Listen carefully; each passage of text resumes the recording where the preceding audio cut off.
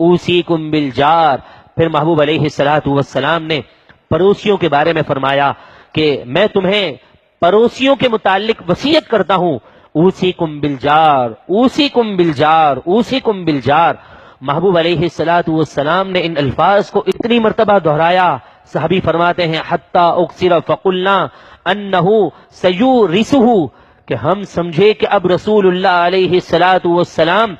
پڑوسی کو اس انسان کی وراثت کا حقدار بتا دیں گے۔ اتنی مرتبہ پڑوسیوں کے متعلق فرمایا۔ اور محبوب علیہ الصلوۃ والسلام کا ایک فرمان ہے، آپ فرماتے ہیں کہ اگر کوئی شخص بڑے سیر ہو کر کھائے، اچھی غذا کھائے، اچھا پہنے، اچھا اوڑھے، اچھی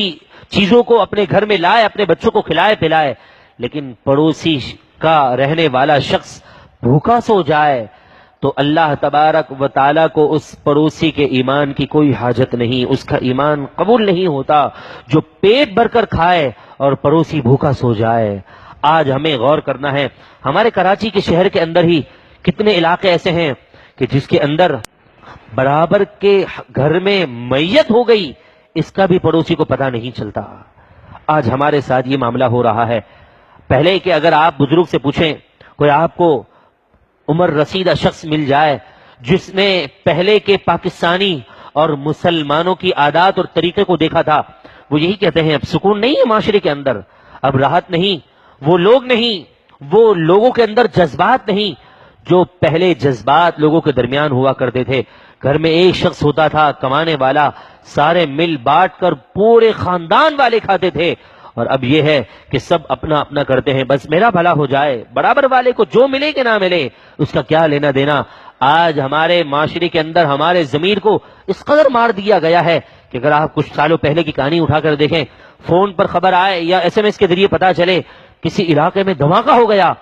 تو ہم کہتے ہیں ارے میرا رشتہ دار، میرے ماموں کا بچہ وہاں تھا، میرے چاچا اس آفس میں کام کرتے تھے، برابر والی گلی میں ان کی شاپ تھی۔ ہم اس کو فون کر کے پوچھتے ہیں ہاں بھائی آپ خیریت سے ہو؟ ہاں میں تو خیریت سے ہوں، اللہ نے بچا لیا، بس 5 منٹ پہلے وہاں سے نکلا تھا، چلو اللہ کا شکر ہے۔ ہم فون کاٹتے ہیں اور بالکل بے حس ہو جاتے ہیں اور کہتے ہیں چلو یار اپنا رشتہ دار تو بچ گیا، جتنے لوگ شہید ہوئے اللہ ان کی مغفرت کرے، بس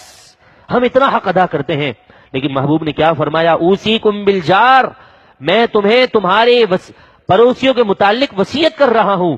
حکم دیتا ہوں کہ ان کا دیکھ بھال کرو، اور